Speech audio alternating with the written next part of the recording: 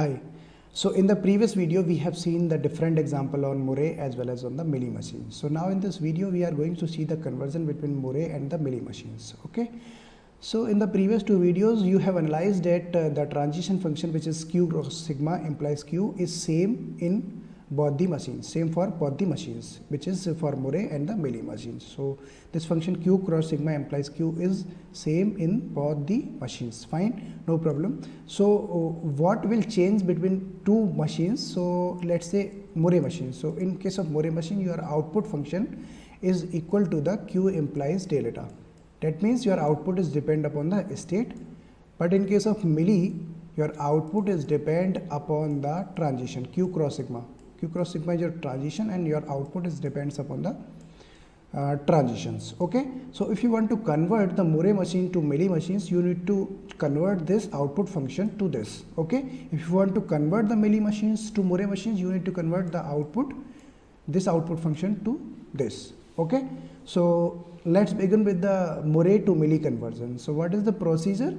So let's say if you are given with either the Moore transition diagram or Moore transition table, so you will start with the blank Mealy machine. So let's see, let's say you are given with Moore machines transition table. So you will start with blank machine, blank table of Mealy machines. Okay, so then what you will do, you will create the pair which is consist of next state and the output.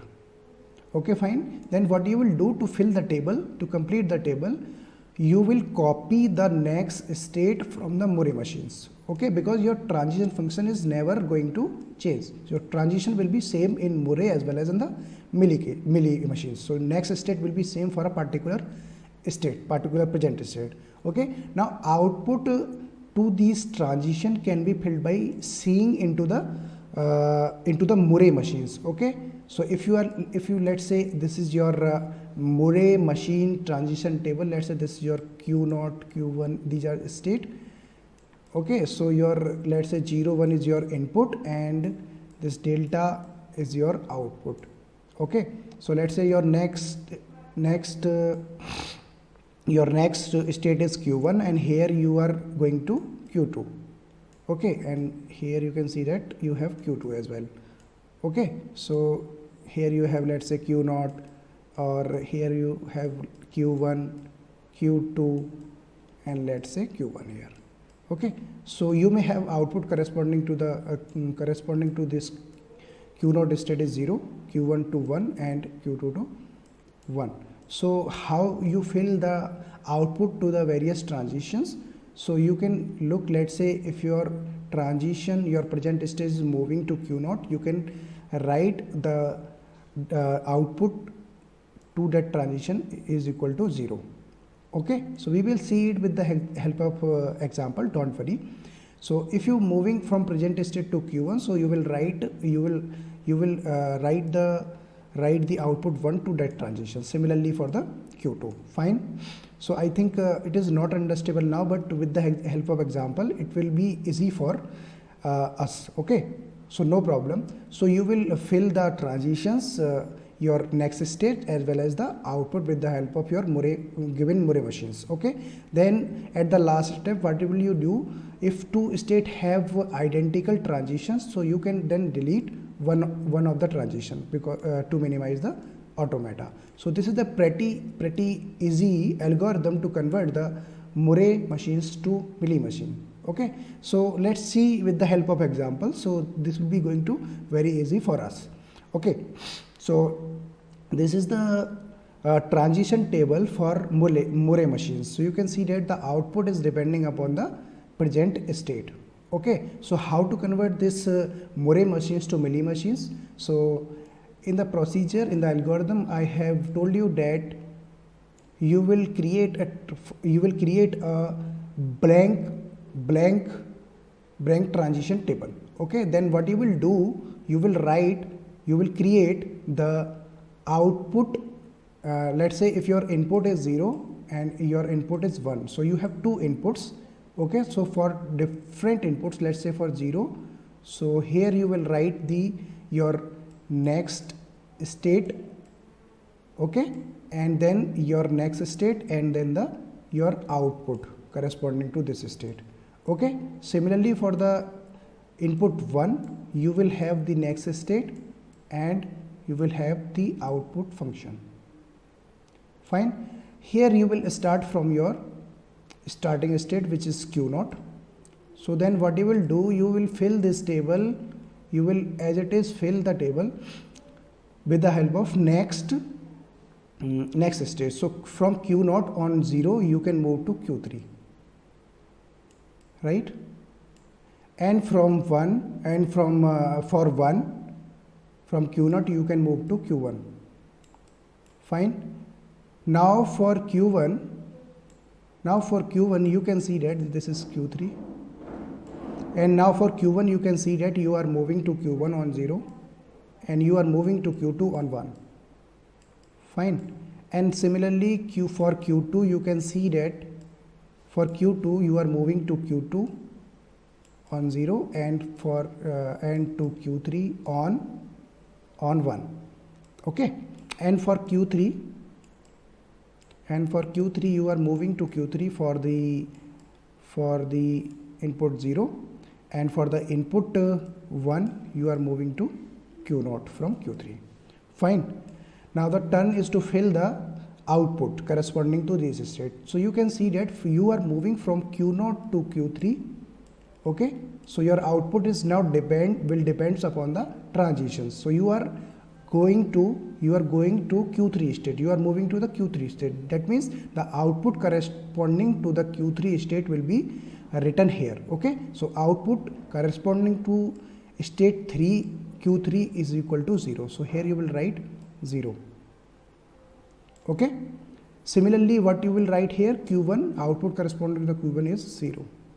Output corresponding to the Q2 is 0, and output corresponding to the Q3 is again 0. And here you can see that the output corresponding to the state Q1 is equal to 0.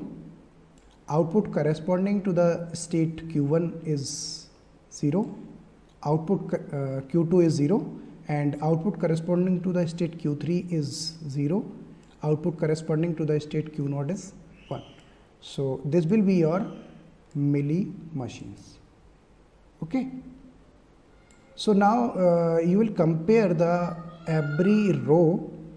If you see that so there is no identical row, so there is nothing to eliminate from the table. Okay, right? If you got the two identical row, you can eliminate one of the row. Okay, to minimize your automata. So this is the very simple algorithm to convert the Moore to Mealy machines. So what you will do in this case, you will create the blank transition table first, and then create the next state and the output pair for the every input. For 0 input you have creating the next state and the output. For input 1 you are creating the next state and the output, because your output is depending upon the transitions. Okay, so now we will see the Mealy to Moore conversion. Okay, so again your transition function will be same in both cases, and what you will do, you will convert this transition function, this output function to this output function, to Moore output function. Okay, so what you will do, you will start with the blank Moore machines. You will be given Mealy machines, so you will start with the Moore machines, and how to fill the Moore machines table. So for every state you will create copies of state for every different output. Okay, so let's say if you have a state Q3 and this state is having output 0, this transition to this state is having output 0 and also 1. So you will create here two state. Okay, so don't worry, we will see with the help of example. Okay, so you will create copies of the state for every different output. If you let's say if you have n outputs, n different output for a given state, so you will create n state for that state. Okay, for the Moore machines. Okay, and then you will assign the output to those state. Okay, and at the last step, what you will do, if the initial state is not a next state of any state, then you can assign some random output to the initial state. So no problem, right? So let's see one example. So this is your Mealy machines table. So according to the algorithm or procedure, you can see that you can start with a blank transition table. Okay, so how to make the Moore machines table? So in Moore machines you have different input symbol and the output alphabet for every state. Okay, so again you can see that here you can see that this is Q1 and output corresponding to this is 1, and Q here you can see that you will see the different state and their output. So from Q2 you are moving to Q1, and here you also from Q3 you are moving to Q1. So in both case you are showing the output 1. Okay, so you have the output for Q1 is 1. Okay, so nowhere apart from these two states you can see you cannot see the Q1. Okay, so the output corresponding to this state Q1 will be equal to what? Your 1. Okay, and what will be the transitions? So transition will be same. For 0 you are moving to Q3, and for 1 you are moving to Q2. So here you will write Q3 and Q2. Fine. So for Q1 you are only creating the one state. Now see for Q1 you are creating only one state, and now for Q2, what you can see for Q2, here you can see Q2, and here also you can see the Q2. So for two places you can see the Q2, here and here. So one is producing output 0 and another producing, here you can see that the output corresponding to this transition is 1, and output corresponding to this transition from Q0 to Q1, this is 0. So here in this case you will create two state, and I am naming them Q20 and Q21. Fine. Okay, so this transition is corresponding to the output 0, so here you will write the 0. Similarly for Q3, I will look for Q3 in the Mealy table. So in for Q3 you can see that the output is 0, and here output is 0. So here you can see that only one output, so there is no problem here. Okay, so here you will have only one state. Now for Q4, what you can see for Q4, here you have output 1 and here you have output 0. So in this case also you are having two different outputs. So you will create two state for two different outputs, Q40 and Q41. I am naming them Q40 and Q41. Okay, so let's prepare this Moore table. So from Q1 you are moving to Q3. So because you have only one output, one state for the Q3, and you are moving to which state? The state corresponding to Q2, which is having output 0. Okay, now let's say I am writing the next state for Q20. So from Q20 you can see that to fill the Q20 you will see the column corresponding to the row corresponding to the Q2. So from Q2 you are moving to the state Q1, and for Q1 you can see that you have only one state corresponding to the output 1. So here you can directly write 1. Okay, and for input 1 your next state is Q4 and output is 0. So this will be corresponding to this state 4, which is having output 0, Q40. Okay, and the output corresponding to this state will be, because this state is corresponding to the output 0, so the output of this state will be equal to 0. Similarly you will create the state for the output 1 for state Q2. So this will be named Q21. So from Q21, to fill the Q21 you will see this row again. Okay, because this is corresponding to the state Q2. And now you can see that for the input 0 you are moving to the state Q1, which is having output 1. So there is only one state corresponding to the Q1, so here you will write the Q1. And from Q2 you are moving to Q4, which is having output 0.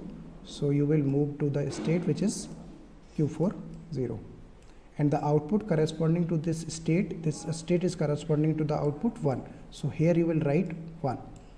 Fine. So your now next state is Q3. So in case of Q3 you are having only you can see that only one state which is corresponding to the output 0, so here you can write the output 0. Fine. So from Q3 to fill the next state you will see the Moore table. So from Q3 you can see that corresponding to input 0 you are moving to state Q2 which is having output 1, so you will move to state Q2 which is having output 1, that means Q2 1, and for 1 you are moving to the state Q1 which is having input 1, so next state corresponding to the Q1 is only Q1. Fine. So now for Q4 0, so in this case for the state 4 you have two different states Q4 0. Q4 0, one is for output 0 and another is for output 1, so this will be for Q4 1. Okay, fine. So what you will do for Q4 0, so Q4 0 you will see the row corresponding to Q4, so from Q4 you are moving to the Q4 which is having output 1, so here you will write Q4 1. Okay, and for our input 0, so you are moving from Q4 to Q3 which is having input 0, so there is only one state corresponding to the Q3, so here you can only write Q3. So now for Q4 1 what you will do, so Q4 1 to fill this entries, the next state for Q4 1 you will see the row corresponding to the Q4, and for 0 you are moving to the Q4 1 itself, the state Q4 which is having output 1.